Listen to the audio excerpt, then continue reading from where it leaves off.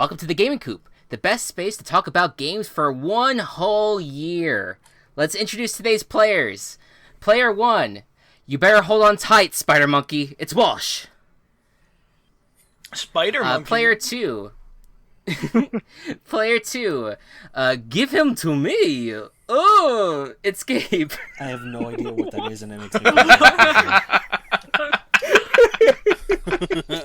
I had no idea either, but I tried my best. He sent me a video. All right, player 3. Whose woods these are, I think I know. His house is in the village, though. He will see me stopping here. Beware. Danny DeVito. It's Matt. Hello. Player 4. Van Gogh once said, if you hear a voice within you, you say you cannot game, then by all means game, and that voice will shut the fuck up. It's Kelsey. Player 5. I could make a furry joke, but that feels like it's a low-hanging fruit. It's Anthony. What? Yeah. It's about your game. Oh, The dingus. There you go. Nothing in Player 6's life can't be fixed by Disney and Starbucks. It's me, Chris. Welcome, everyone. This is our 13th episode. It's a very special episode. It's our 100th episode. Yeah, it's our 100 episodes. Whoa. No, we've been doing this for one entire year. This has been a very fun project for me and for everyone here. I've thoroughly enjoyed it. I don't know about you guys. I won't speak for you, but I hope you did, and have been enjoying it. But this is we're going to be today. Our theme is going to do what we've basically been doing the last year, and basically recommending games to people who are listening and to each of us. But we're specifically going to talk about the games that have been recommended to us over the years. A game that means a lot to us, that had been recommended by someone in our lives, or just through other means has been brought to our attention. And so, with that... I have a thing. Sure, hit me with a game. 100 episodes will make it 100 months, and that means it's 8 years. Yeah, we've been doing this for 8 years. Don't you know, Gabe? I've known you since you were in middle school. It's been 8 years. It's been a long time here. Yeah. Guys, we've been doing the Gaming Coop for 10 years now. Yes, 10 entire years. It's been a quick 15 years. Yeah, it's also been that amount of time since a Halo game, and Walsh is going to... Probably even longer, who knows. But, Walsh, you want to talk about Halo 3. Yeah. Hit us with it. Sure. So, when I was a child, I ate 4 dozen eggs. When I was a child, I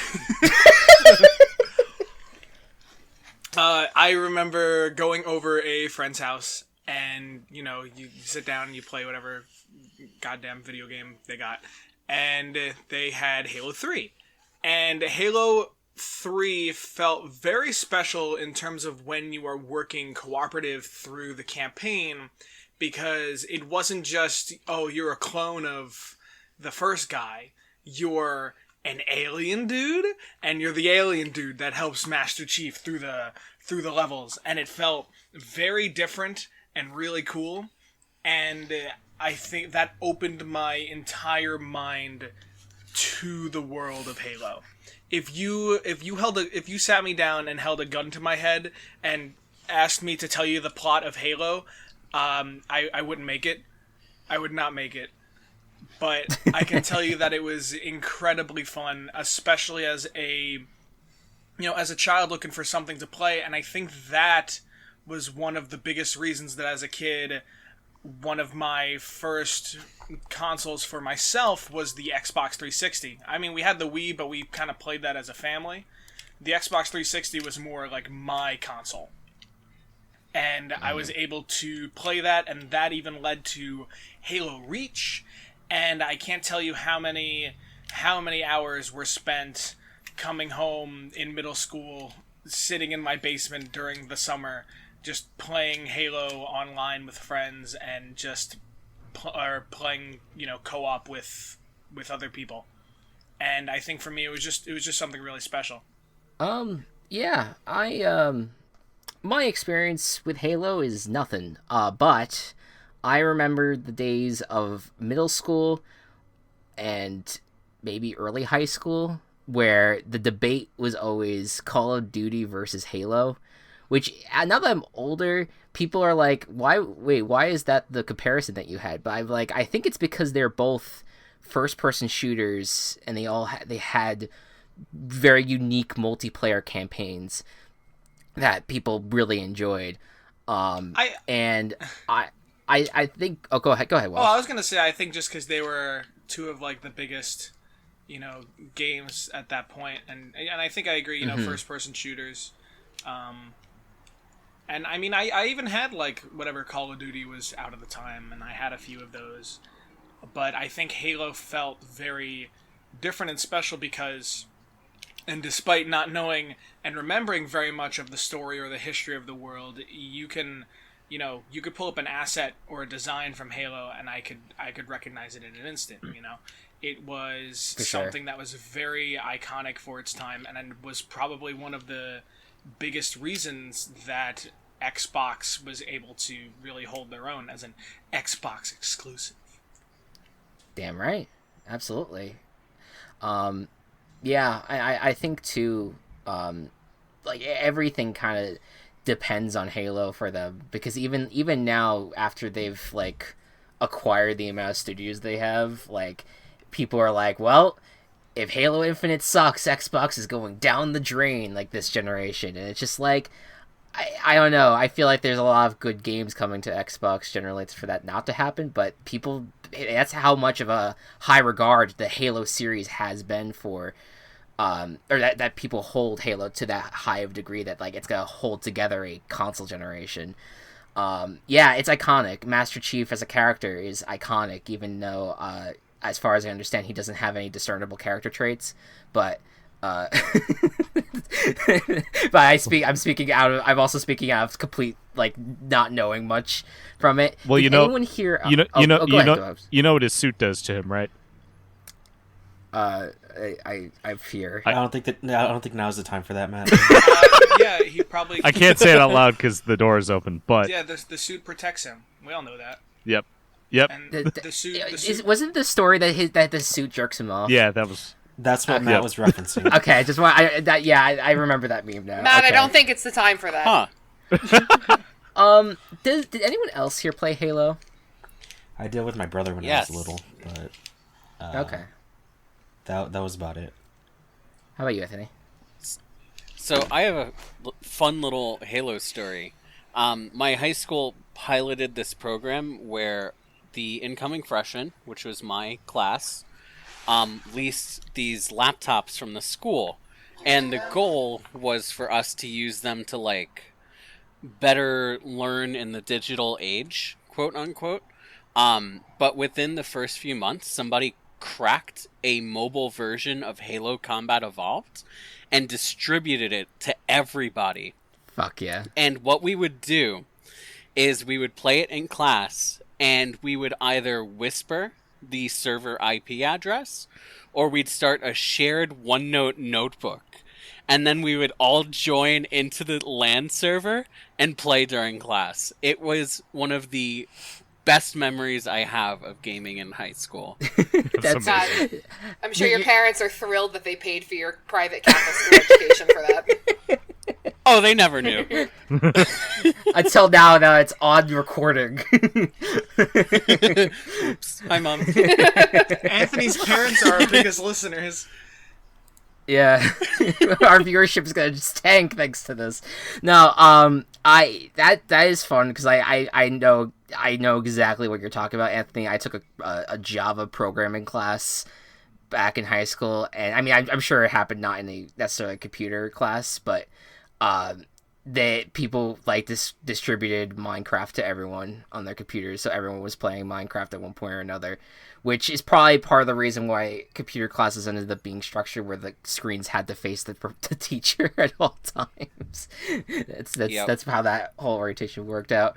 But no, yeah, I don't mean to dismiss and not talk deeply about Halo, because I think it's just a blind spot for me. No, but I just wanted to really talk about it because in terms of the theme that we have going, where we're talking about games that were kind of referred from other people and have kind of been passed down from one person to another, and I think one of the biggest things for people was especially like Halo 3. I think was the biggest, at least for our generation. And I think it was just a huge staple and a huge thing that got a lot of people into where we are. Yeah, but I'll probably talk about Halo Reach a different time, because that was a whole different game for me. Yeah. Now, let me ask you, because I think we have talked about this off podcast, but I just want to get your answer here on the record. Did you say that if you had the means to, that you would play Halo Infinite, or that you would not be interested? If I had the means, I probably would. I just do not. Mm-hmm. I played Halo 4 when that came out, and it didn't really catch too much of my interest, and after that I haven't really kept up on Halo. But sure. Yeah. Yeah, and plus it's a newer developer too. It's not the same Bungie people. Yeah. So, go ahead, Cass. Oh, no, I was just going to say that I only bought an Xbox a few years ago to try Halo. That's, like, the only reason why I bought an Xbox. I had nothing else that would have been exclusively on the Xbox. I just wanted to try Halo, and I played it for 4 minutes. I think 4 minutes. And then I've since gotten a lot of use out of the Xbox, but it wasn't with the anticipation of doing so. I enjoyed Halo. I just kind of like never got totally into it. Like it was hard. It didn't hook me, but it was. It's so iconic, and it's like you said, it's like either COD or Halo, and like it's like a weird little rivalry. And I've never played COD, so I guess I'm Halo, but. I think that's like a really cool choice for this podcast. 100%. Because I in turn would not have considered Halo to be something that Walsh played. Like it doesn't have a vibe to me that it would be something that Walsh would play. But yeah, and like I said, it is, and we're like Walsh said, like the Xbox would not be where it is today because if it weren't for Halo. I'm hoping that with their new studios that they end up that console becomes more than just Halo, but for right now I think it's still like, hey, is the new Halo Infinite going to be good? If not, oh well, I'm not getting an Xbox. And it's like, all right, rip. All right, next up we move from Xbox to Nintendo. We go to the iconic series of Earthbound. Gabe, hit us with your thoughts. Okay, so my experience with Earthbound, before I even played it, all I've been hearing about based on specific fandoms that I'm in, and I actually played Undertale before I played Earthbound, and that's very interesting. But so from my experience with Undertale, everyone's like, "Oh, it's based off of Earthbound. Earthbound is a great inspiration for this game," and I'm like, what is Earthbound? So I did a little research, and then I figured out that it was like this obscure obscure JRPG, and I was just like, if Undertale was anything like because it grabbed me immediately, so I was like, maybe I should play Earthbound, and I did, and it took me 40 hours to beat the game, and that's going at my own pace because a lot of the time I didn't know anything about the game, and through my experience with it, I can say that it's honestly one of my favorite games of all time. And I know it's kind of weird to say that when 2 entries of the Mother series are in my top favorite games, but that's for a different time. But so during that time of my life, I wasn't having a good time, and Earthbound was just like, hey, you enjoy this, enjoy yourself, and I'm like, okay, yeah, this is fine.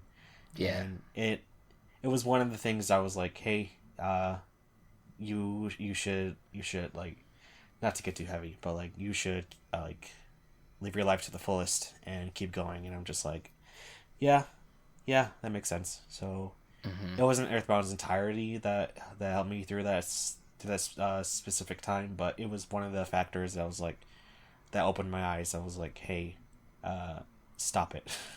Yeah. Stop it, you fool. And so Earthbound has shed like a very positive light through like pretty much my whole life, and it has not my whole life, but my life after that point, because it kind of worked itself into like my specific brand of like your identity. Yeah, well, yeah, my identity, and it's because of Earthbound that I was like, hey, let me play the other games in the series, and I ended up getting the first game on the Wii U when it first came out, and I was like, hey, this game is garbage, but I like it, because the game is hot trash, both in its difficulty and how archaic some of the design choices are, but it was like the first thing that started this series, and it was the first game to start this huge overarching story between the three games. And then Earthbound was what led me to play Mother 3, which is my favorite game of all time. And it was thanks to that I was introduced to this very obscure but very important series in terms of like video games as a whole. It's just that's the word. Earthbound is very important to me. And yeah, it's pretty much my experience with it. It's been a very positive influence. It's been a very positive influence on pretty much my life since then, and it's just a bang up time. Yeah, absolutely. Anyone else have experience with Earthbound? Yeah, so when I was younger, my parents used to take me to garage sales a lot, and at one of the garage sales, we picked up the Earthbound strategy guide. And I didn't play Earthbound, but flipping through it, it had all these like really beautiful claymation arts of the characters and the enemies and the items you'd find in the game. And, you know, this being before the cell phone era that we all enjoy, I would frequently just like open up to a random page and look at the art or read about the story whenever I was bored. So even though I never actually played the game, I really felt a connection to it, and it was really cool to read about. Absolutely. I actually have a few more things to talk about after anyone else has like any things to say. Well, I just wanted to add, like, you know, in Earthbound, my general knowledge is just from Smash Bros, which is sad, but I just know of Lucas Ness and that one banger song on one of the stages that I wish I had the name of, and I'll get it for you before we end the segment. But what I love so much about what you just shared, Gabe, was that like there is always especially when any of us are going through a hard time, like there's always, I think a lot of us have some sort of media that kind of best associates that time, even though it's bleak and scary and dark. It's it's a kind of a bright spot in that time, and I appreciate that like Earthbound was that thing for you, and that it kind of got you through, that it helped you get through that moment in your life. I could probably think of quite a few things that helped me in that time period, in a time period that was rough for me as well. And it's just, I think that's the power of media in general, but also I guess video games as well. But anyone else have something to add before we return back to Gabe? Yeah, I've experienced Earthbound in a Let's Play format. I didn't play it through myself, and the ability for it to be as story driven as it is, and very very deep in the way that it goes about telling its story is really impressive for the time, and I think that its influence over games like Undertale and just in general any I guess smaller scale RPG is really impressive that it's been able to last for this long. Absolutely. Gabe, Right. what else do you have to add? Just a few more things. Yeah. Some words that I agree with that have been thrown around to describe the game is that it's important, which I've already stated, and that it's timeless. And I 100% agree with that. They're really, no matter how much time has changed, how many years have passed, and how much time has changed, the core message for Earthbound is about friendship. And I know that's kind of weird when the ending of the game was like this existential horror kind of, oh my god, but like the core message of the game is like, you are not alone, you have your friends and they can get you through anything. And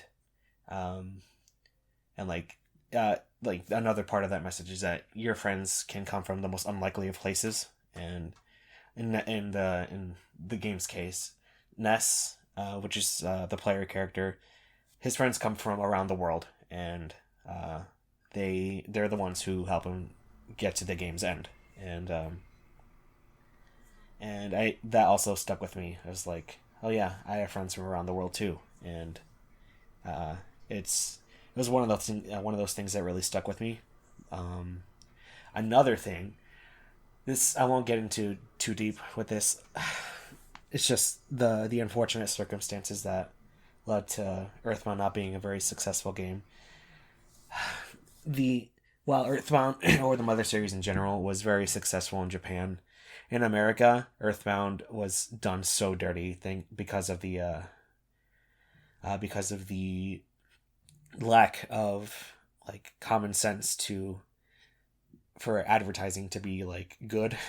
Because in like gaming review magazines or like stuff like that, the vernacular around the time is that whenever something stinks, that means it's bad. And one of the main things that was like advertised for Earthbound at the time was, this game stinks. And the only reason they said that is because the game on launch came with like scratch and sniff stickers that were like they were gross, and I was just are you fucking kidding me? Yes, I remember these. One of them was the mole. It's one of the wildest marketing things that I think has ever happened. I've never heard of this story. That is so pathetic and sad. It is so sad. Knowing how important this game is now, I feel like it could have been wildly successful over here. And now that it has like stuck with those few people that have kept it throughout all these years, and the very few re-releases of it, I feel like it's because of the whole like awful advertising in America is what gives it like more importance. I feel like Earthbound could have been wildly successful in the US too if people weren't goddamn idiots. Yeah. Yeah. It's like children are very like they're very susceptible to advertising, especially at a young age. And doing this to advertise a game that's been so wildly successful in other parts of the world, bogging down like the entire identity of the game to like, oh, this game is garbage, when you don't really mean it. It's just like, oh, it's just an advertising thing. I don't know if there's I am not familiar with any other advertising campaigns that have done that as to that degree. But it's just it's just so unfortunate. Yeah. And it frustrates me because while the game is a cult classic, and the fact that it has influenced gaming as a whole because of how lukewarm or unsuccessful it was in the US, it definitely was the like a part in how beloved the game became. Yeah. That is such a shame, and I know like that's part of the reason why. I'm sure that in a laundry list of reasons why Mother 3 has Nintendo just decided, hey, we're not gonna release this out in North America, probably because they think it's not gonna sell well, and I know that there's some storyline elements of it that I know you and I talked about before that like may like not be as appealing for Americans. But I hope that I'm rooting for for Earthbound to get its proper due in this country in North America, because I think I feel like so many people, especially with Undertale, like fell in love with those just wholesome RPGs, JRPGs specifically, that like I can't see that game not being especially a huge success on the Switch, where so many fucking people have the Switch now. So like I don't know. I'm hoping that Mother 3 ends up getting that release, and the other Earthbounds as well get a release on Switch, or at least like the Nintendo Online thing. That's what I'm saying. Yeah. The game has only been re-released twice. One of them on the Wii U, which that's very unfortunate, and one of them was also on the Super Nintendo Classic Edition, and it's better because of how well it sold. But is there not a 3DS version? It's just those two times, and none. It's been radio silent for years now. And, was there? And on 3DS, so that's 3 times. Excuse me. But radio silence ever since, and it'd be such a boost to like the Switch Online if it just got re-released. Like just re-release it, Nintendo, please. yeah. Hopefully it will get its due at some point soon, because they are it's such a, especially because people know the characters at least from Smash Bros. Like at least give them a reason to be like, hey, who the fuck are those guys, and like learn about them through those other games. Like it's just, I don't know, it's just something to think about. Also, I forgot to look up the the song from Super Smash Bros, but it's the one that goes That is called Unfounded Revenge. There you go, that's it. I fucking love that song. It's so chaotic. All right. Next up is is everyone good on Earthbound? Anyone else have any other thoughts? Okay. Next up, we move. We're just bouncing around. We go from Xbox to Nintendo. We're going to PlayStation now. Yeah. Jack and Daxter. Matt has so up here. It's almost a little bit counterintuitive for me to say Jack and Daxter for this, because I think that in this group, if you hear Jack and Daxter, you probably think of me first in terms of people who would be into this game. But Jack and Daxter was one of the very first games that got me into like console gaming when I was a little kid. I think I was around, I want to say like 7 or 8, and my cousins had a PS2, and we would be over there. We would play with it and such. And Jack and Daxter was one of the games that we would play, and that ended up being why we got a PS2 in the first place, and then also getting Jack and Daxter. I don't know if we got Jack and Daxter specifically with the console, but I do remember just the game being so much fun to play, and even though we never got really far in it, just really enjoying it. And yeah, it is a 3D platformer, one of the games that kind of cemented my love for 3D platformers. Very basic plot for 3D platformers, but basically your Jack and Daxter, the title characters, go to a mysterious island, and Daxter falls into a pit of dark eco, which transforms him into an Otzel, an otter weasel. And their goal is to travel across the land to find the sage who will be able to help turn Daxter back. Very nice. It's in the 3D platform style of like Banjo-Kazooie or Battle for Bikini Bottom, where when you get the thing, you stay there in the level. You're not booted out of the level like in Mario 64. So a collectathon. That kind of collectathon. But more so like Banjo rather than Mario. And it's just a really, really solid collectathon 3D platformer that I always like to revisit. I revisited it past couple weeks, hanging out with Gabe, just to go through it entirely. And 100%ing it is a really, really fun time. Couple things that are a little frustrating. There's one level that might be my least favorite platformer in platforming level in this section of like PS2 3D platformers, but the rest of the game is just so good. The atmosphere is great. The subtlety is great. The gameplay, the movement is all super, super smooth. It's just a fun time. Yeah. Anyone else have experience with Jak and Daxter here? I do. I actually played the game for myself like a year or so ago, and I was on a mission to like 100% it, and I have gotten to 75% before I had dropped it off, mainly because of that one level Matt was referring to. And it's called Spider Cave, and me being a huge arachnophobe did not like that. And plus the level is just really not well designed to like platform in.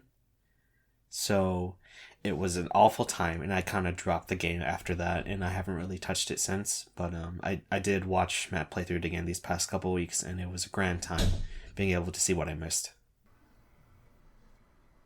Now, as let's just say hypothetically, okay, that someone recently purchased the trilogy on his PlayStation 5 and was contemplating getting into Jak and Daxter, what would just hypothetically, what would be advice going into like this? Like, should he or she or they play through all three games? Yes. Or should I mean he or she or they? Oh, okay, cool. Yeah. All right, just curious. So you should. The second and third game of the series are very different, and they're much more gun combat based than platforming based. And the second one is ass difficult. Okay. It does not deserve to be as difficult as it is, partially due to a very limited amount of checkpoints. But the atmosphere is really good, and the story is really good, and it leads into Jak 3 super well. And Jak 3, I think Jak 1 is my favorite in the series, but Jak 3 I think is the best. So it's worth getting through to get to Jak 3. Okay. But the second and third game are very different than the first one. Okay. Interesting. Asking for a friend. Yeah, yeah, just asking for a friend. Yeah, of course. But no, I've been wanting to. I'm going to be playing Rift Apart soon, Ratchet & Clank Rift Apart. But I think after that, I want to try out in terms of 3D platformers is. Well, Psychonauts 2 comes out next week, so I'm going to focus on that first, and then Ratchet & Clank. But I've always heard great things about Jak and Daxter. I've known Jak and Daxter since their appearance in Hot Shot Golf 4. And so I was like, all right, let's just see what this game is going to be about. So I'm excited to give it a shot, and I will look forward to reporting back to you on my experience with the game. I'll start with 1, and hopefully I won't hate it. You won't hate 1. Okay, cool. Fun fact.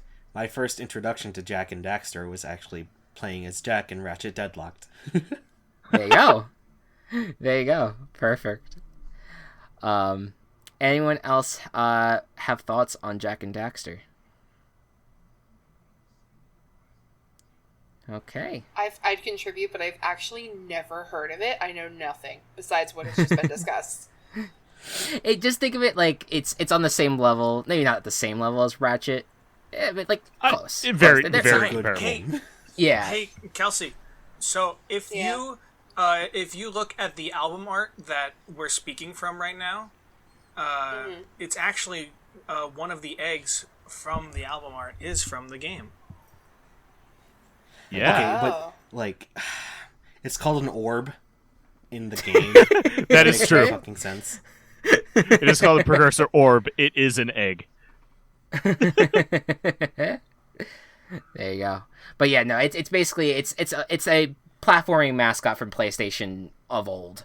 Hopefully, along with Sly Cooper, it's one of the two series that have been dead for a while, and hopefully both of them come back at some point because I like platformers. They're keeping the Sly IP alive through like his appearance in Rift. I forget, is it Rift Apart? Rift Apart. It's same with Jack and Daxter. They appeared in Rift Apart as well, as far as I understand. So yeah, we'll see. All right, let's move on to the mid segment.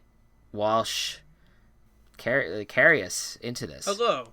So a long time ago, on the same podcast, Far Far Away, I asked you guys to take a quiz that I made for you, and the quiz essentially, in a Hogwarts House-esque manner, asked you certain questions, and then put you into the gaming house with different results depending on the answers that you chose. And those 4 houses were the House of Puzzle, the House of Strategy, the House of Skill, and the House of Story. And these were the 4 main components of gaming. And that, these were the 4 elements to be divided into. And so I figured in honor to look back on one of my favorite segments, I figured why not create some lore for the houses of gaming. What is this other than just a Hogwarts ripoff? We need something much more solid. So I reached out to you 5, and I gave you each a different prompt. 4 of you, I asked you to give me some information on the founder of one of the houses, and some information about them, the different characteristics that house looks for, that team's colors, and, their mascot, things like that. And then I asked one of you on information on the school itself. So, the actual name of the school, the name of the headmaster, the school sport, things like that. So, and I also have a very special guest for our 1-year episode. No? You don't want to read it anymore? No. Okay. All right. I will be reading. It's me. I am the special guest. And I will be reading the results here. Okay. So, I reached out to Chris for information on the school, and Chris's information I've placed at the beginning here and the end here. Just because at the beginning here, the name of the school is Pimples. And Chris sent me this, and I messaged him right away, please not Pimples. And you said, do you actually want me to change it? And I said, it's up to you, but Pimples brings me comedic agony. The power's in your hands. And they made that joke in Jimmy Neutron. Did they really? Oh, sorry, Jimmy Neutron, rip you off. No, it's okay. All right, so that is the school, unless our god Christopher decides otherwise. I'll think about it. I'll sit on it, ruminate. Chris, check messenger. Oh, okay. So I reached out to Matt for the House of Puzzle. And the founder of the House of Puzzle is Preston Usler, pronouns he, him. And their backstory is Professor Usler believes that a sharp mind is the best aspect someone can have. He's had several failed marriages, as... I haven't read these at all yet. As was told, he speaks too cryptically to form any deep relationships, so all of his spouses left him. This does not matter to him. He one day hopes to solve the puzzle of the ancients, so he founded this house to try and steal puzzling-solving ideas from his students.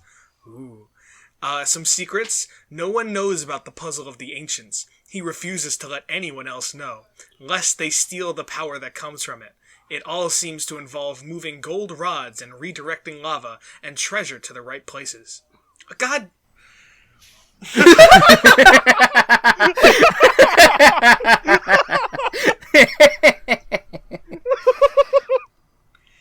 So the team mascot is an otter wearing glasses. Their team values are mental fortitude, critical thinking, and personal hygiene. And their team colors are pink and navy. I then reached out to Anthony for the House of Strategy. For the founder of the House of Strategy was... Anthony, would you like to say the name for me? No. Okay. It's Magdalena Warner. Perfect. She, her. Magdalena was born during a military conflict that saw her home country invaded by a heavily armed military force. In order to survive, she grew up studying and subverting the patterns of human behavior. Some days, it was to help her steal food from shops in her village. Other days, it was to avoid armed search parties. As peace returned, she was able to transition her skills into more mundane things and enjoys playing chess and real-time strategy games. Magdalena doesn't share... I believe this is the secret. Magdalena doesn't share the fact that some of her family ancestry dates back to the invading military force, or that she learned after the conflict that she killed an uncle out of necessity. She will also purposely lose games or make bad moves when playing against children or those new to the competition. Lastly, she has a phobia of owls. It's a long story. Okay. All right, We have the time. I want to know. Team mascot is a sand kitten. Team values are compassion and anti-fascism. And team colors are blue and gray. I then reached to Gabe for the House of Skill. The founder being Cornelius Kerner Huskin, they, them. They were born from magically infused farmhouse machinery in 2019. They value this branch because it allows those with true patience to hone their skills and simulate what it's like to run like a machine. So here's some of Cornelius Kerner Huskin's secrets. They secretly have a garden of various starch in their backyard. 2. They find salt on their vegetables to be repulsive and repugnant. And 3. They have to scream whenever they talk, a side effect of being made of machinery. And the mascot of the House of Skill is a Colonel Putt from Plants vs. Zombies. Oh my god. Love it. The little corn. Colonel Holt. Colonel Pult, I'm sorry. I'm sorry, sir. Very sorry, sir. The team of skill... See, like, my character is, like, a reference to, like, one specific game. The team values punctuality, being precise, and unstoppable like a machine. Their team colors are yellow and green. And the last house, who I reached out to Kelsey for, the founder of the House of Story, was founded by Plotter Allegories Hole. Pronouns he, him. Plotter A. Hole is the founding member of the Gaming House of Story. He grew up an orphan abandoned on the streets and was eventually taken in by a local home for children. He passed the time during his troubled childhood by writing and rewriting stories, creating thousands of tales by the time he was 23. I just imagined him in, like, this child's desk, and then just imagined him just becoming a 23-year-old in the same little desk. The stories were devoid of absolutely any logic, but good God, he was dedicated to the craft. Some of Plotter A-Hole's secrets: he genuinely believes all of his stories make sense. He never gets the joke, but will always laugh and nod. And the drapes do not, in fact, match the carpet. And the house mascot is a Knucker. It's a type of dragon referenced in Beowulf, describing a large reddish-brown dragon that likes to dwell in dark and damp places, or sometimes bodies of water. Derived from the English term knucker holes. Okay. The team values passion, commitment, and napping in puddles. And their house colors are maroon and tan.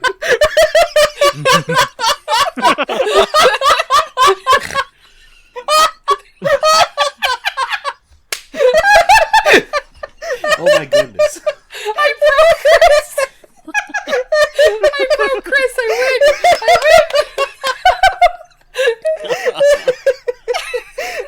I was just like, everything was perfect because it was like you talked about that lore, and then and talking about how the animal is like sitting in puddles, and then just the perfect transition to they like doing these things and also sleeping in puddles.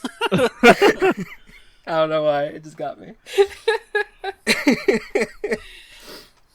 So, as Chris puts it, life at Pig Pimples. Well, actually, hold on. Motion to amend the title of the school. Sure. Motion filed by Kelsey. Swine cysts. What? I have no idea what you just said. Swine cysts? Swine cysts. Oh my god. It's Stop worse. with You this. hate that. It's worse! You somehow made Pig Pimples worse. You're welcome. I thought you said swine sus. Cysts. Swine Cysts. cysts. How about All right. porcine poppables?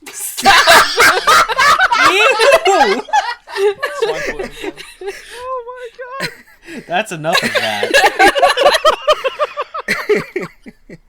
So, as Alright, Chris puts it, we'll stick with Pig Pimples. the current headmaster of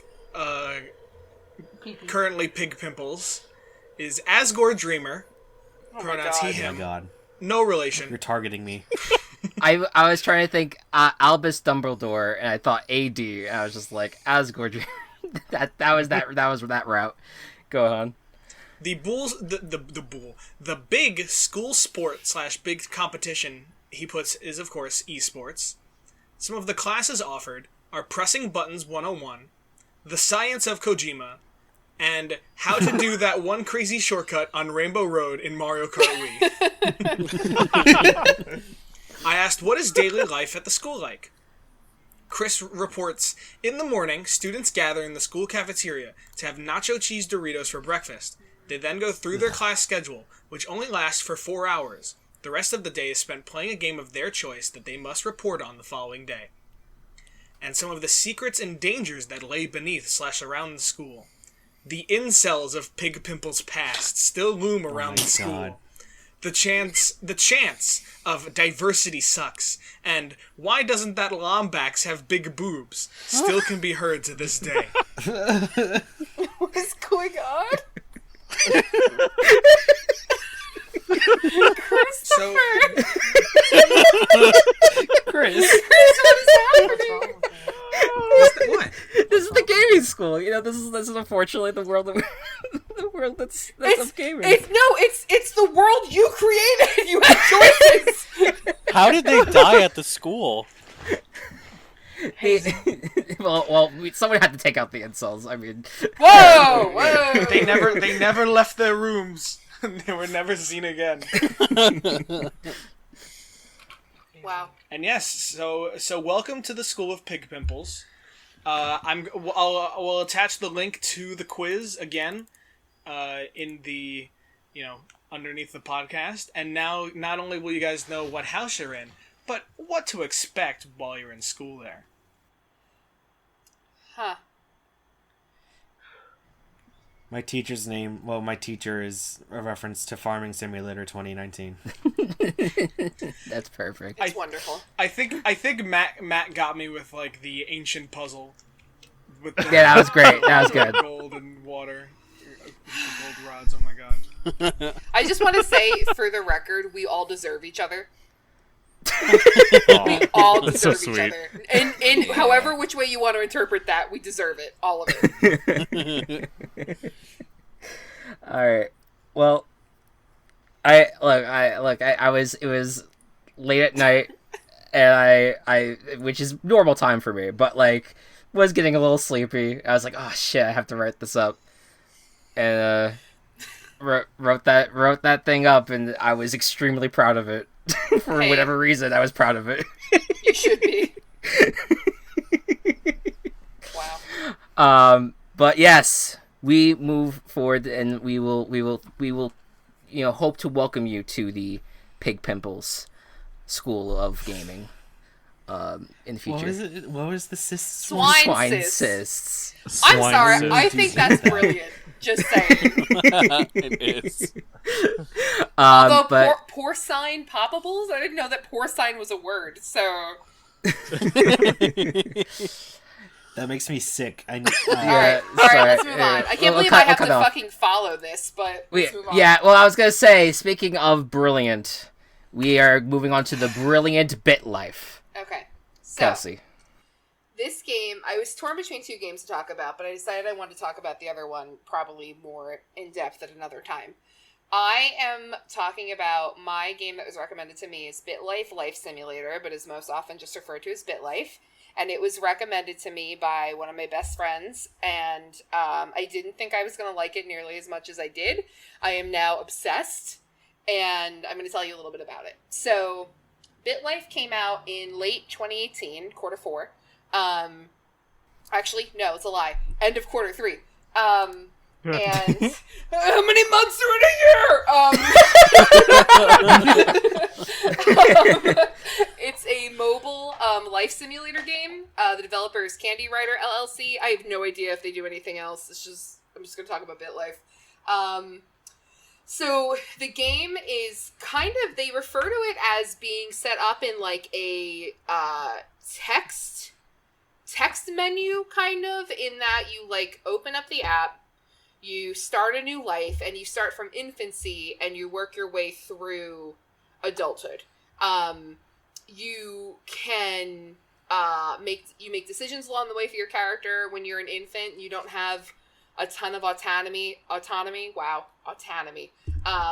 You don't have a ton of that. And then random life events can happen where like it'll be like you have to get your vaccinations. What do you do? And you can choose to like cry, take them with nothing. You can bite the person giving you the vaccine. Like you can choose. Nothing has huge consequences when these random life events happen normally. But as you get older, you get more exposure, you make more decisions. There are more things that can happen. The biggest thing in the game, I think, I actually didn't know about this until more recently. I just played the game randomly for a really long time. I would start a new life. At some point, I started being able to make custom lives. I don't know if that's, I have no memory if that was because I like bought an upgrade or if it just started happening. I literally don't know. It was in the middle of me being really sick and I don't remember anything from that time. But you can also make like custom lives where you like pick where you're originally born and your gender and if you have any special skills, your name, etc. But there are achievements in the game which are like pretty cool and sometimes hard to get. And then there's like a little trophy case, and you can either win, you can like unlock achievements and then they show up on your profile as like little banners. And then there are also challenges. So like for the achievements, as of this past December, there were 172 different achievements that you could get in the game and in 23 different categories. So examples of categories for the achievements are longevity, wealth, career, combat, disease, entertainment, fame, fertility, social media, crime, pets, sports, etc. So, like for example, fertility as being one of like the achievement sets, it pretty much focuses around fertility. So like if you're a male, there's one that is have 100 children in one lifetime, and the achievement is called super sperm. And you essentially have to literally have and father 100 children. I've recently won that one. There's another that's called Fertile Myrtle. And as a female, you have to give birth to 25 children in one lifetime, which is really difficult. Because if you start having too many children, your health plummets. And you only have a certain window of time of fertility, like in normal life. So it's considered one of the more difficult. I mean, the 100 kids is even more difficult, but just as an example of some achievements that you can get. Also for like longevity, there is like complete a full life, like start and finish a life from birth to death, because you can like abandon a life partway through, but then there's like octogenarian and centenarian, and so you have to try to live a certain lifespan. And then you also have to, if you die in the game, you can choose to continue as one of your children. So like one one of the most extreme difficult achievements is called Living Legacy, and you have to achieve a 5,000 year generation. So you have to keep playing children until you reach 5,000 years. The longest I've gone is 500, a little over 500, which is the Strong Genes achievement, and I have not continued that legacy yet. But it's a lot. And then, like, wealth is that you need to have, like, a ridiculous net worth. The most extreme one of that is called Bittionaire, and you have to have achieved 1 billion bit dollars, or whatever currency you're in the world. The most easy way to do that is be born as a royal in Saudi Arabia. You pretty much, by the time that you're like 13, you've gotten that achievement. If you start a random life, it's at random, but if you do a custom life, you can like force that. The game has not been without its controversies, though. As you can imagine, just by some of the subject matter I've touched on, people feel it's not child appropriate. And even in some efforts to make it more digestible or appropriate for children, it really isn't. It shouldn't be played by children, in my opinion. It is available, I think, on all mobile platforms, and I don't know if there's an age restriction for it. I would hope that there is. I looked it up, and the icon for it is a right, sperm. so that was one of the things I was going to say. So. At one point, instead of a sperm, they changed it to being a child in the womb, like a profile of like a child with the umbilical cord. At some point, they switched it back to being a sperm, because I don't really think that's going to keep people from getting a hold of what the play is in the game. Another thing that they changed is that you can have abortions in the game. There used to be an achievement for having 10 abortions in a lifetime.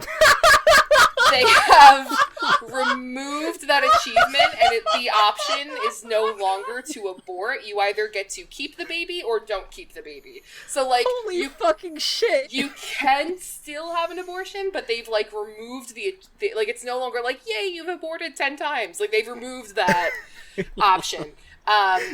That's all. That being said, the game itself, something that I love so much about it is its extremely snide sense of humor, and like it's not afraid to do weird things.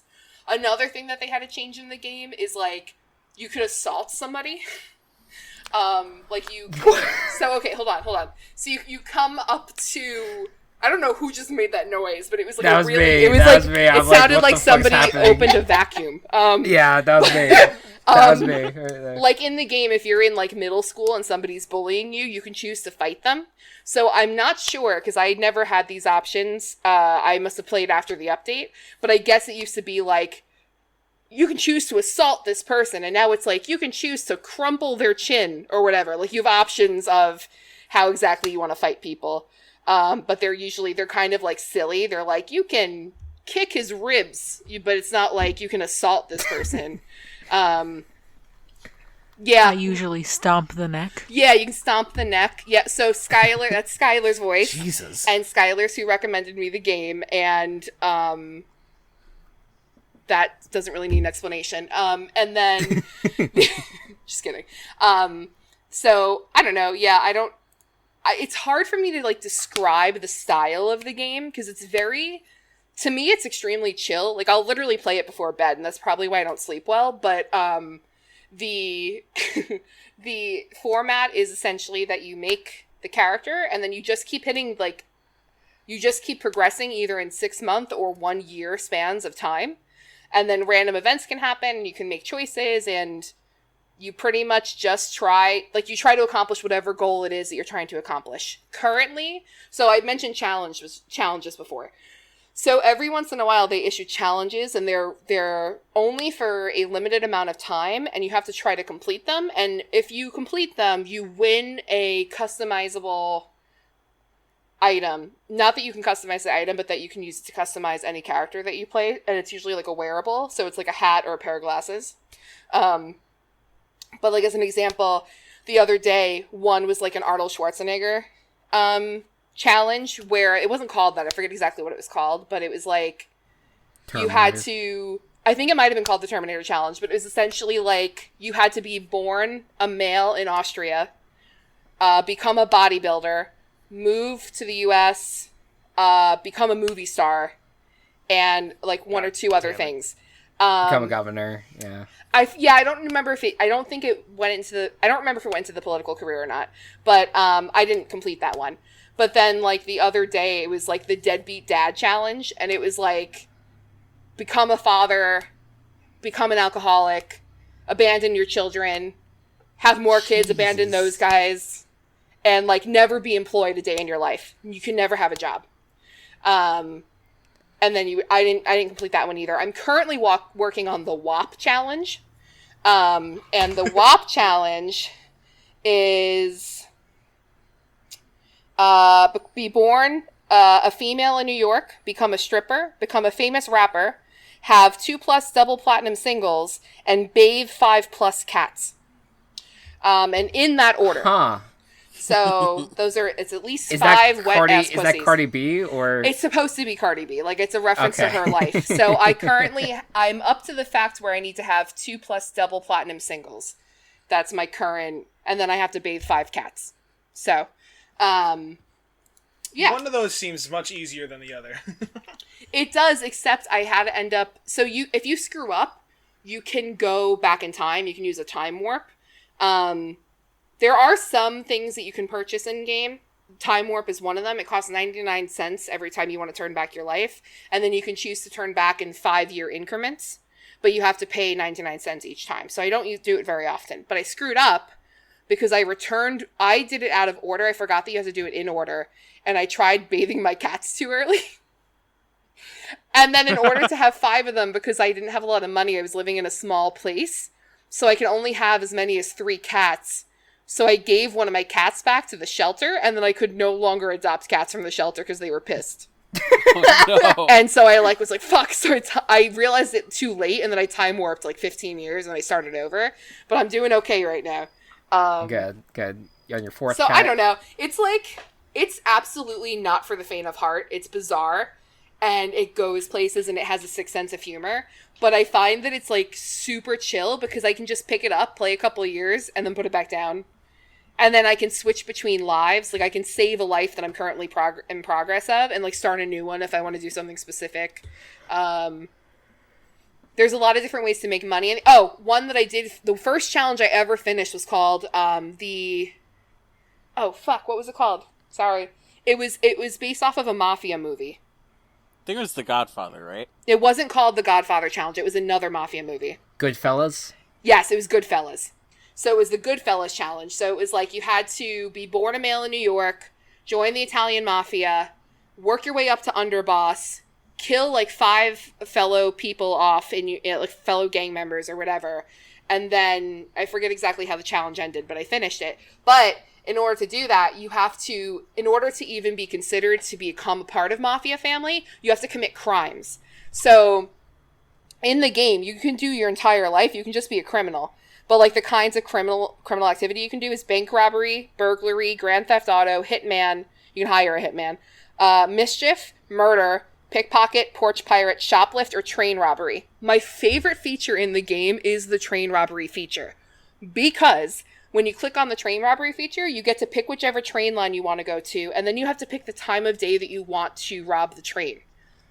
The time of day in the game matches the time of day in your phone, and if you try to rob a train during a window of time that you are not selecting, you will just get a notification that you missed the train. Like, you just can. So, yeah, so you have to, so sunrise is 6 a.m., high noon is noon, 4:20 p.m. is 4:20 p.m., sunset fucking is Animal 6... Crossing fucking time travel rules. Sunset is 6 p.m. and then midnight is midnight. So, if you try to rob the train, if you select sunset and it's 6:01, you will have missed the train. If it is 5:59, you will have missed the train. So if you want to rob a train, I think it's an achievement too. I think you get a ribbon. You have to be very specific at the time of day. If you try to alter the time in your phone, if you pick a different time zone or something and you try to run the train, there's a really high chance you will get run over by the train and die. The game punishes you for trying to work around it. Also, there's just always a chance that you'll get run over by the train. But my first successful train robbery... You know what? You're nowhere near by the train. You're at risk of being run over by a train. I think it's a small risk, though. But, Okay. My first successful train robbery was when I played the Goodfellas Challenge, and I got, $2 million out of it. and like the family was very happy with me. I think I was promoted. But it was like exactly at 6 p.m. I like ran from Anthony. He's like, "Where are you going?" And I'm like, "I gotta rob a train." He was like, "What the fuck are you talking about?"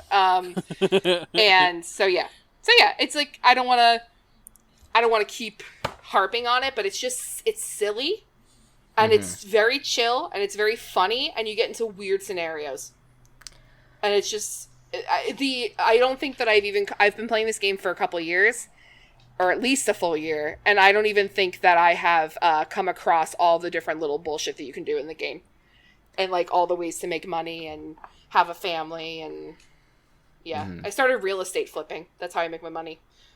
I've played it. Yes. What was your experience? I can't play it anymore. Because I think you know what, I didn't know as much about the game as that. I think maybe if I knew more, I knew there were challenges, but I didn't really know how to really go about doing them.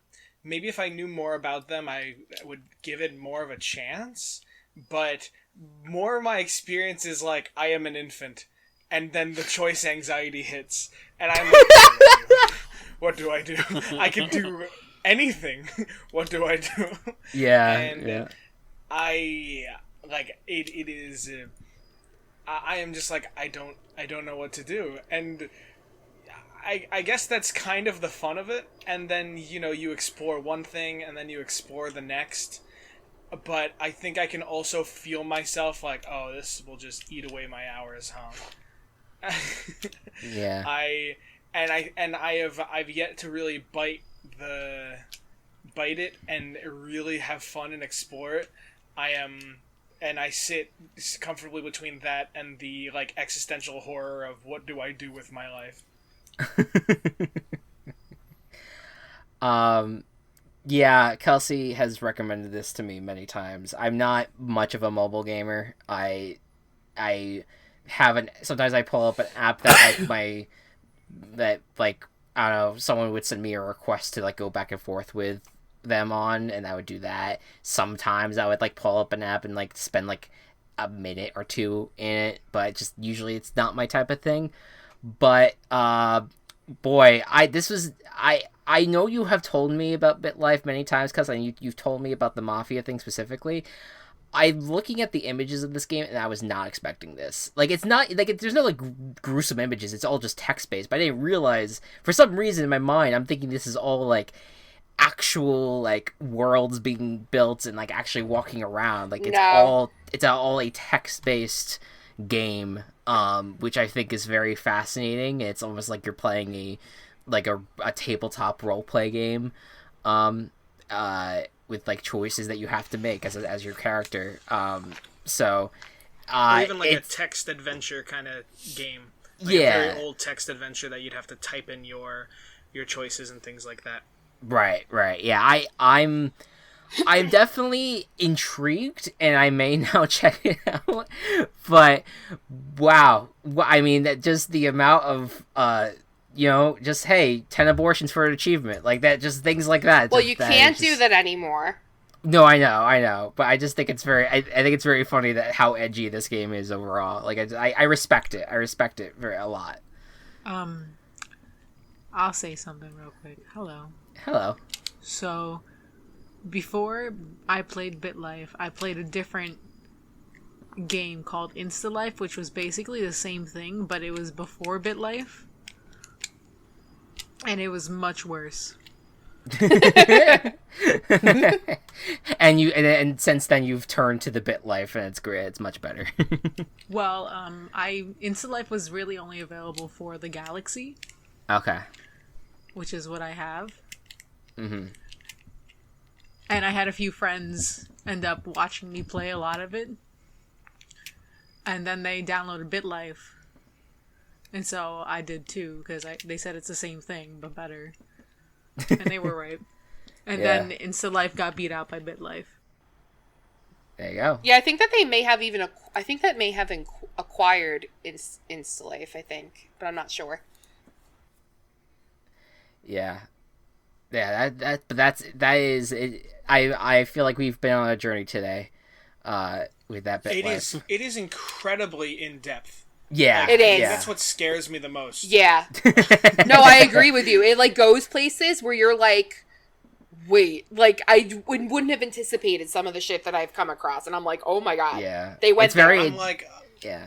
But there will be like weird mini games and things too. I'll be like, oh, I'll steal a thing, and the next thing I know, I'm trying to escape prison and doing like, a weird puzzle thing. Can I just tell you, the escape prison thing? I had to.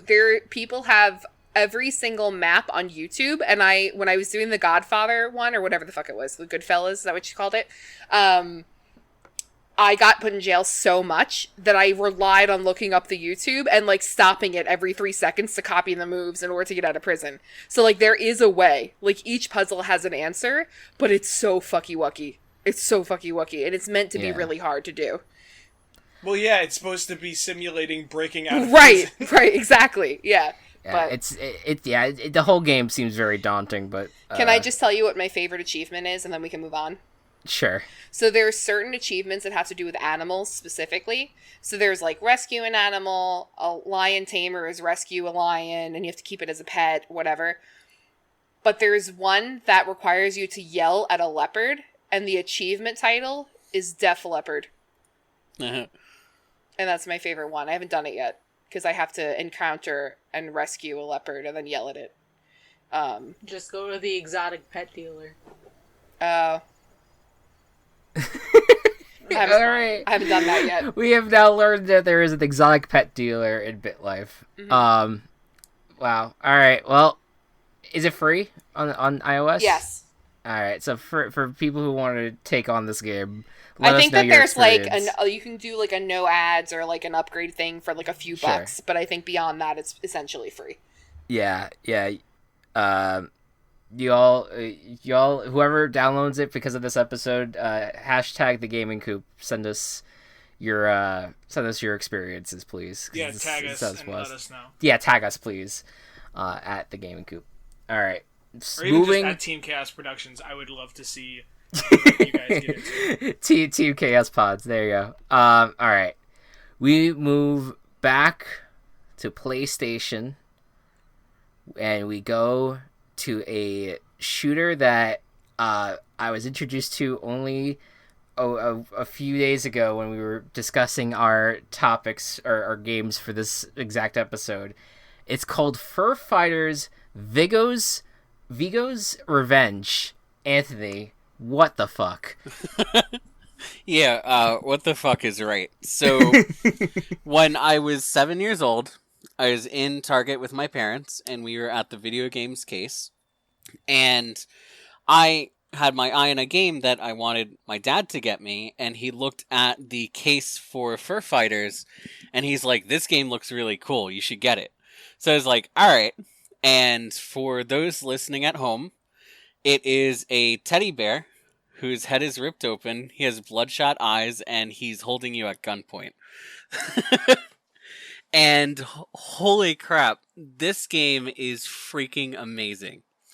So, you start off by loading into this village that is completely empty. And you're exploring these family homes to like this tune of really like catchy 2000s synth music that's like kind of relaxing. And each home tells a story about its owners.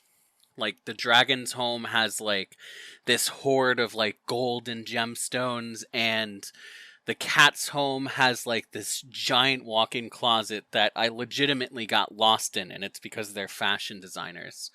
But all of the homes are vacant because the game's villain stole all of the animals' children and their spouses, and the people who were left behind are banding together to get them back. And the settings are incredible. The first place you go to is a version of New York City called New Quack City. And you get to explore the city during snowfall, and you get to go to places like the World Trade Center. The game was released in June of 2001, if anybody is curious. and the Guggenheim Institute. And they're really creative about creating these massive, almost open world areas for you to explore. And they have these really incredible puzzles too. Like at the Institute, they had you do kind of like a heist to rescue one of your babies. And the way you're supposed to do it is to use a giant diamond to refract the laser security system so that you could pass by it. And like, imagine being 7 years old and learning about light refraction. Like, this game has taught me science things way before I was supposed to. And I loved every minute of it. And other settings take you to places like a giant hydroelectric dam, the Kennedy Space Center, the International Space Station, a lost city in the jungle, and a dinosaur's house where you're like the size of an ant. And the different rooms are different levels that you have these puzzles and objectives in. I can confidently say that given the soundtrack, the environments, the puzzles, and the gameplay, that this is the best game I've ever been recommended. It is still incredible, like, even to this day. The humor is funny, the game is interesting, the levels are really fun to explore and have really cool secrets and Easter eggs, and I would recommend this game to anybody. But it is fairly violent, given that there's a lot of guns and a lot of ways to kill enemies. Yeah. But once you get past that, it's really something special. And I just want to share 2 really special clips with my Gaming Coop members, because as I mentioned, the World Trade Center is in the game, and there are 2 particular puzzles that are a little unfortunate. One of them involves smacking one of the towers into the other tower to send a baby over to the other one. Oh my god. And the other one involves tricking a biplane into crashing into one of the World Trade Center's Fucking communication Christ. towers. This came out the June of 2001. Yeah. So, yeah. Okay, so I gotta say, putting what you just said aside, I have a little bit more respect for this game, because the idea that you were able to kind of like learn these things, and like it has a lot more depth than I actually thought, because to me on the surface it just feels like it's just a bunch of stuffed animals shooting each other, but the fact that there's a lot more depth to the story and the worlds themselves actually like intrigues me a lot about this game. Will I play it? Probably not. I don't even know if I have the means to, but I love the fact that this is something that your father got you, and I love that that it's just was not. I love the PlayStation 2. I think I would. It probably is because like of the weird games that were on that system, and it probably for that reason is my favorite system of all time. But it's like the idea that this game, and like you have like A Dog's Life, and you have like, I don't know, the Simpsons GTA game of Hit and Run, you know, like, and you just have these just weird ass PlayStation 2 games on there. Like, I don't know, I respect it for what they're doing here. Amazingly weird World Trade Center focus. But yeah, no, I like that you shared this. Thank you. Anyone else have thoughts on Fur Fighters? This seems like just exactly the type of game you would expect from this cover art. I'm telling you, this not as mindless as it seems like, though. It has a little bit of depth, well, just a tiny bit. It's like so wacky and so funny. It's got like a really weird sense of humor that's almost kind of like Airplane style. Like, I just shared a image of the villain who is like, I think like a wolf or something, but he has a little tiny pet human that just kind of like scurries around and hisses at you. I hate that. I hate that so much. What the fuck? I love it. Yeah, it's something else. It's special. It'll always have a place in my heart. Yeah, absolutely. Absolutely. I have been speechless this whole time because this game is just like blowing me away. Yeah. Like I feel like it is like I said, moving through the images, you're like, all right, yeah, this is just like your little typical shooter, but all the puzzle shit and like the added character layers to it, I'm just like, okay, I get the appeal. I completely get the appeal beyond just stuffed animals shooting each other. Wow. I almost want to play it now just because of like how out of the box this game seems. Absolutely, yeah. I mean, I have a working PlayStation 2 somewhere. It is just like so endearingly weird and funny. Yeah. I love it. Wow. All right. Well, I definitely encourage anyone to look up these images. Maybe not the World Trade Center stuff, but I might just share like some of this stuff on the social media. I was yeah. definitely planning to with the box cover art, but showing like the little like hissing human guy, it is so funny. That's yeah. No, that got me. That was good. All right. Any other thoughts on Fur Fighters? I hate the hissing baby thing. I don't think it's a hissing baby. I think it's a hissing man. Yeah, it's A man with a monocle. But it's bald little. man, A yeah. man- He's just a little man. little It's a old little man, man. little rich man. It's a little man. He has like wrinkles on his forehead. Have you I seen think that's babies? They wrinkle. Oh, yeah.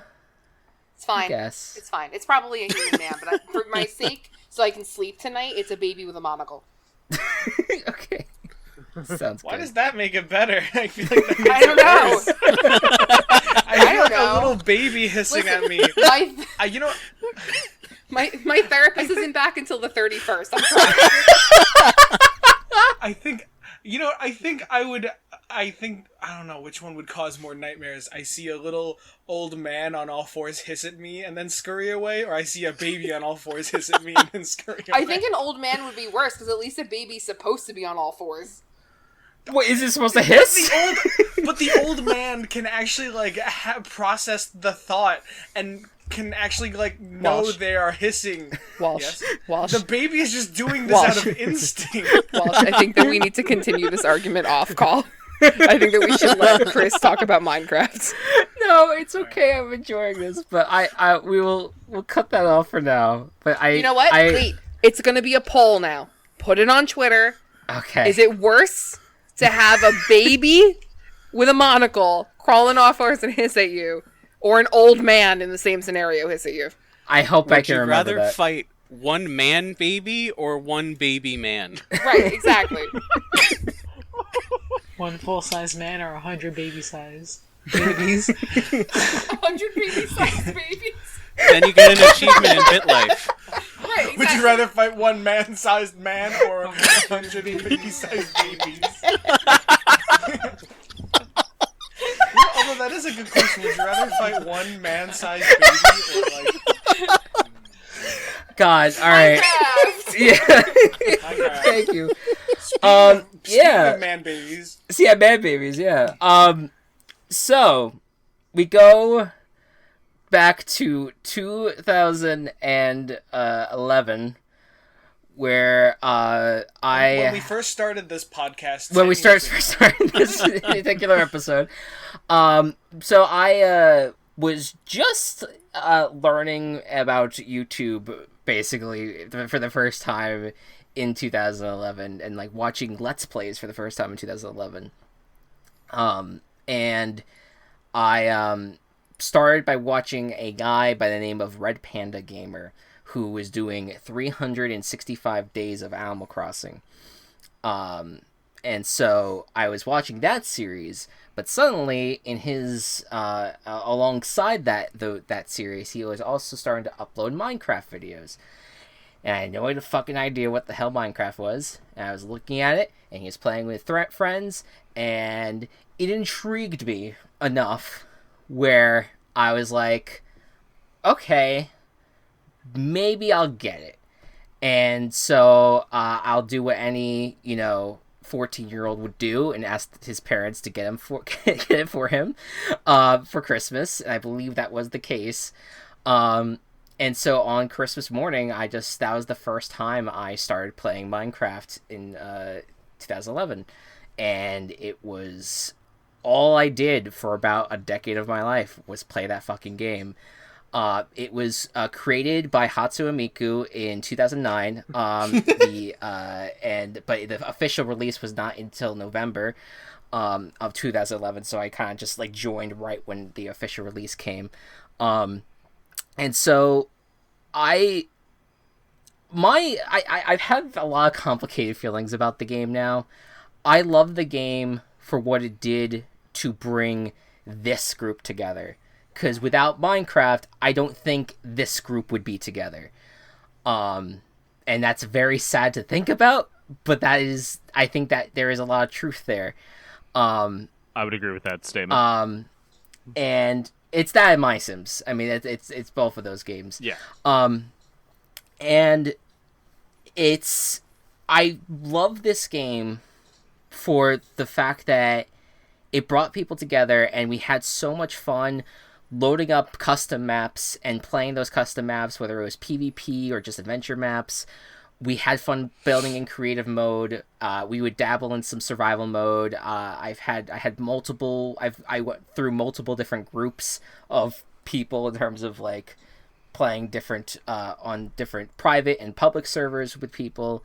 I've had incidents where someone would go to burn my house down and I'd have a complete meltdown and my mom would have to cajole me. And completely like calm me down. But there was moments that were much more happier than that, of like just I did this thing for a long time. I used to have my username was like the Mr. Wee Maniac or Maniacal Gaming, whatever the fuck it was called. But and so I created this thing called the Maniacal Olympics, where we would play a bunch of custom maps, and whoever would win those would win points and would be able to create their little trophy in a little creative server that we created that was kind of like our Olympic village. I'm probably just talking nonsense now, but there's so many amazing memories that I have from the game, and the game itself is just a sandbox game where you are just walking around this empty world and you can just break anything and build anything that you'd like. That's in creative mode, that's all you can do. In survival mode, it's a little bit more that you have to actually collect resources and be able to survive the elements of nighttime and other various things. But where I'm like iffy about the game now is just because of who the person is that actually did make it. Obviously, it was not Hatsune Miku. It was not Hatsune Miku. It was another creator. His name is Notch, but Notch is a transphobic, horrible human being, racist, homophobic. Just kind of like pull from the deck of horrible people cards, and he's probably amongst that. And so I feel like because it came from the one guy, and he has since departed Mojang, which is the company that makes Minecraft, and there's other people, better people, hopefully, that are making the game. So I have a lot of complicated feelings about it, and I also have never beaten it on my own, and it's not a game, like, at its core, it's not a game that interests me in beating. But it's because of the memories that I created with you guys and with people that are not a part of this podcast as well, that it means so much to me. And it truly is, because of just watching that Let's Play channel is the reason why we're all kind of here today in the craziest ways possible. But I would love to hear from others who have played Minecraft. I'd like to go next. Yeah. Just the reason I got Minecraft was to play Minecraft with Chris. Mm-hmm. I'm gonna cry. And Chris and I barely didn't really know each other that much, especially when I got Minecraft. I remember even being a little intimidated by him. when I like first got it. Also partially because I had no idea what the fuck I was doing in Minecraft. But I'm really glad that Chris and I were able to make the bond that we did in this large fucking group. I think that at some level we knew that the other one wasn't a total piece of shit. Yeah. And we're able to really bond that way, and then just started like doing a bunch of like more creative projects together. And I'll always appreciate Minecraft for just bringing me and Chris together. Yeah. So cute. I'd like to go next. Yeah. I don't know how many years ago it was, but I got Minecraft to play with friends, just like Matt did. But it wasn't like it wasn't nearly to this like this importance. It was just I was just playing it to play it. But I didn't meet very many people because of Minecraft, but it was more because of games like not what is it?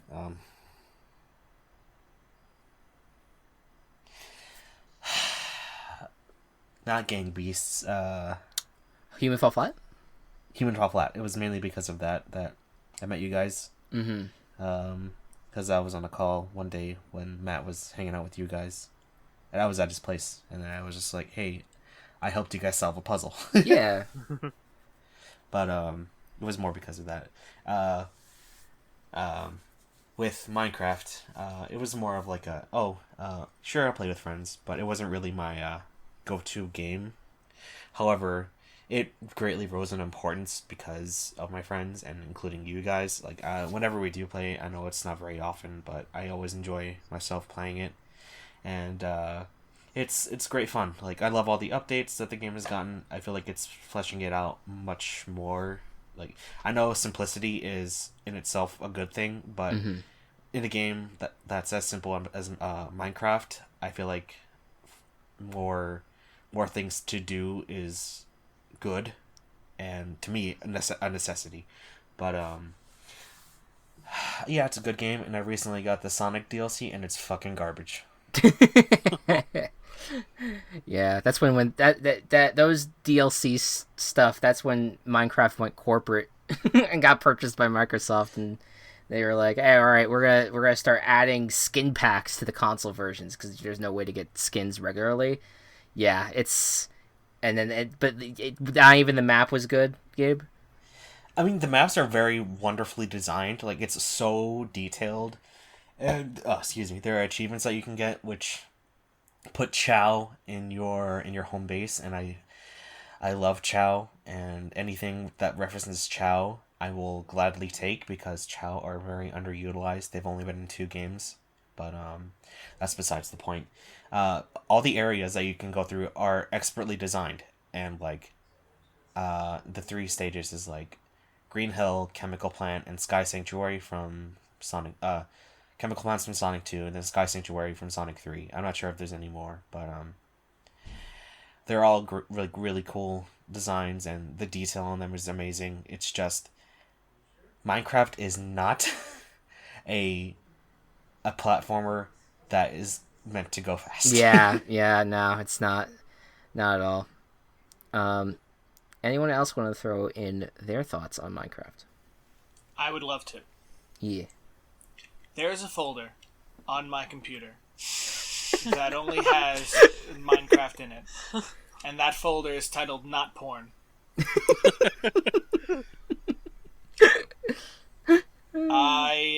I guess in a weird way to come full circle, from going to talking about Halo and the Xbox, when I first heard about Minecraft and was first getting into it, I got it on the Xbox.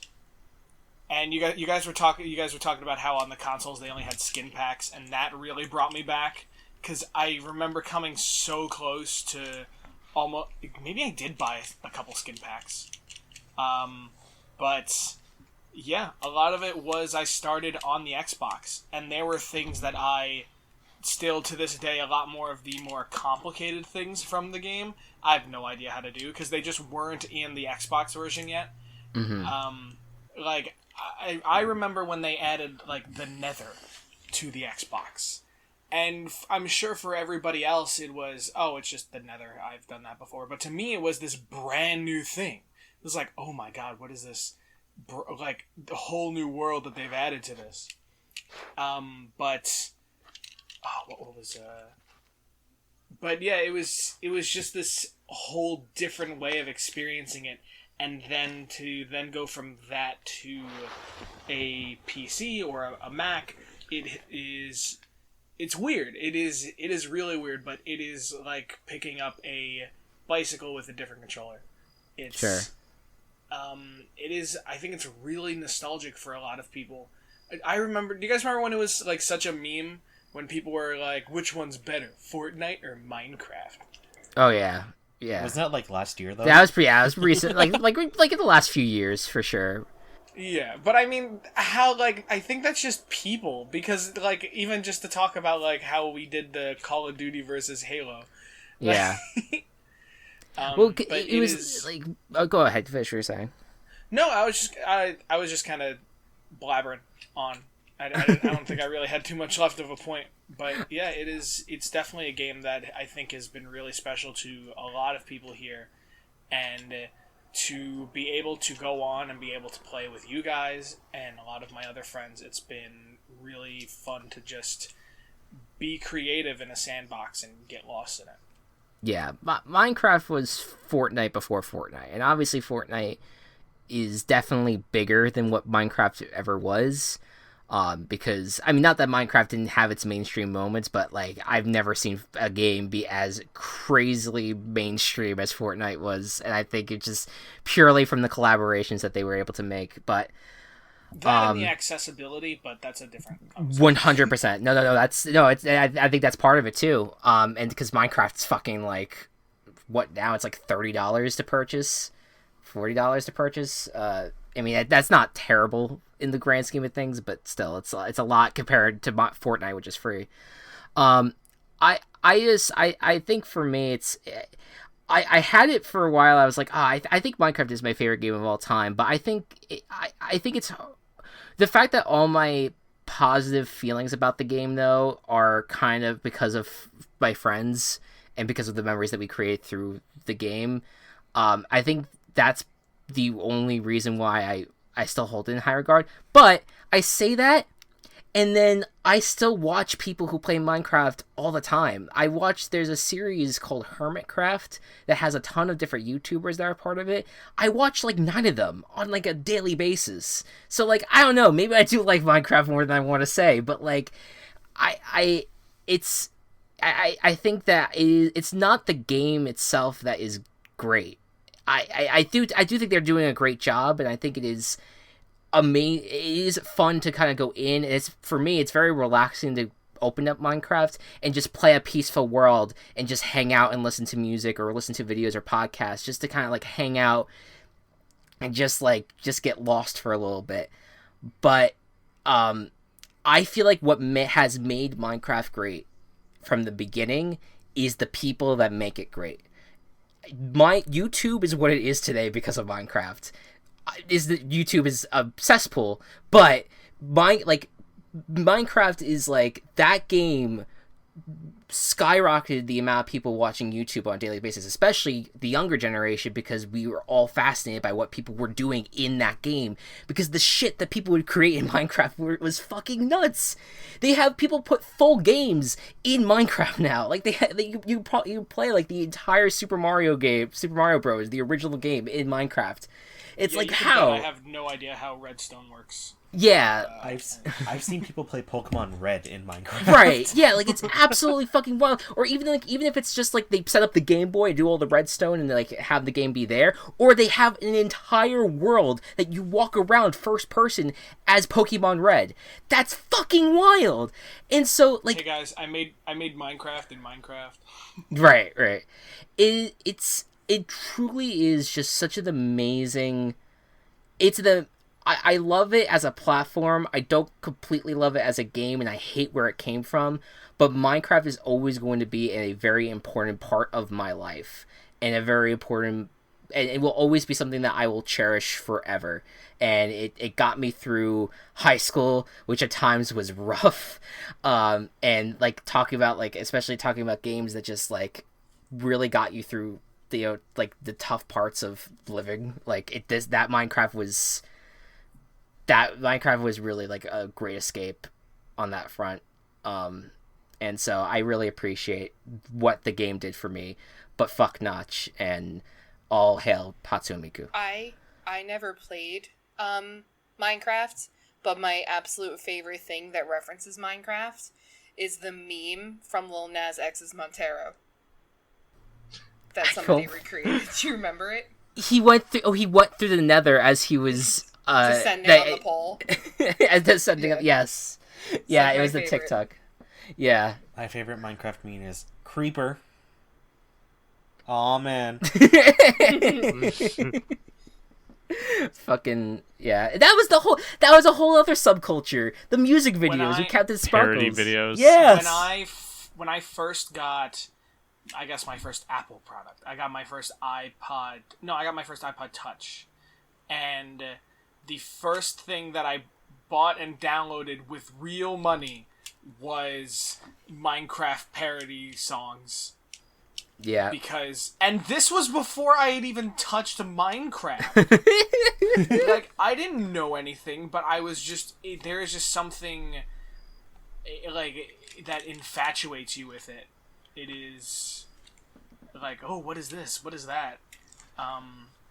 Yeah, you just get lost in it, even just watching it, or even being in a completely different world from it. It is still something that catches you. And really keeps you. Yeah, for sure.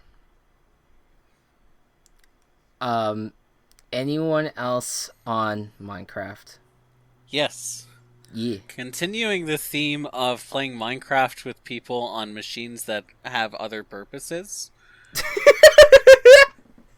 I had a job as a college student in tech support, and of course everybody there was big nerds, just like I am. So we installed Minecraft on the school computers, and we had a LAN server that we would put a world file in a shared location, and we would all log in and play together. And over the course of a summer, we made this, like, minecart ride through our world with, like, a glass dome through caves and water and stuff, and it was just so cool. I loved going to work every day and just logging in and chipping away at the world. That's awesome, man. And I think that's what it is. Like it's fucking it's virtual Legos. You can create the world of your dreams that you want in Minecraft. It's fucking great on that front. But yeah. And I think with that, we've come to an end of this episode. I'm surprised we have not hit 2 hours. That felt like a journey we just went on. I'm not. This is not me complaining. I thought that was a fantastic episode, but I felt like that was a long journey we've been on. I can't believe the pig Pimples was today. Why I forgot about that already. Why? Listen. We need something to listen. You want to talk about like bad creators? We need our own IP to dethrone the Hogwarts fandom. That's what it's called, right? The Hogwarts. The Hogwarts fandom. Yeah. Hogwarts fandom is dying. Yeah. Retweet to kill it faster. Wow. Retweet if you're a real Hogwart. Retweet if you're a real hog. Or if you have warts. I just got pig pimples.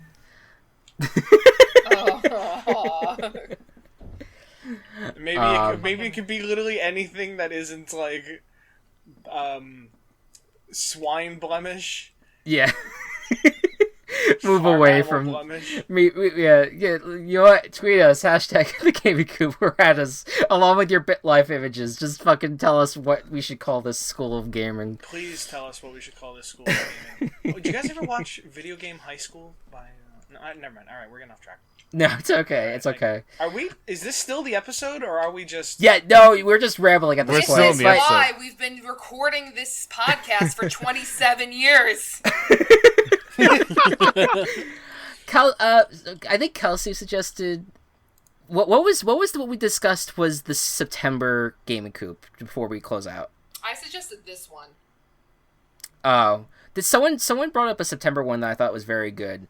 You know what? I thought there's quite a few that I thought about. I thought we were How- looping back around to do another repeat of the music one. Oh shit, that's right. So let me ask. We'll quickly decide this. You want to do music, or I was also thinking the most underrated game in your opinion for you. I like that one too. I want to I- be able to talk. I can do about underrated. Mother 3. Say again, Gabe. I want to be able to talk about Mother 3. Okay. So, you know what? Then how about this? We'll do music next month. We'll do the video games that scare you in October, and then We gotta do spooky. and then November we'll do underrated, and then December is our favorite game that we played this year. Okay, sounds good. She Well, was then we've got our... being Cool. like, guys, this game scares me with how good it is. Yeah, there you go. All right. So Kelsey will do Stardew Valley. Yep, you know it. Hey, it's my birthday month, so... And Matt will do Final Fantasy. Nah, that's probably gonna be the end of the year. That I know that's We're true. being You're honest. you're saving up for the Endwalker or whatever it's called. Endwalker, yeah. But there you go.